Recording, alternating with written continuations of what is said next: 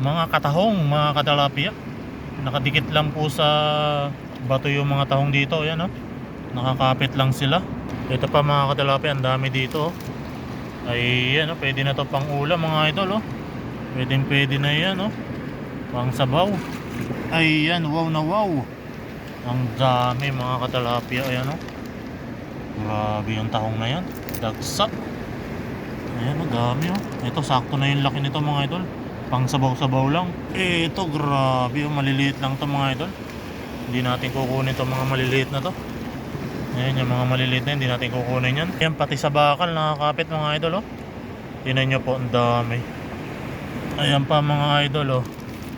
Grabing tahong yan, nakakapit lang sa batuhan talaga. Isang pamilyang tahong mga idol, ang dami. Grabe. Ayan po, ang dami dito, oh.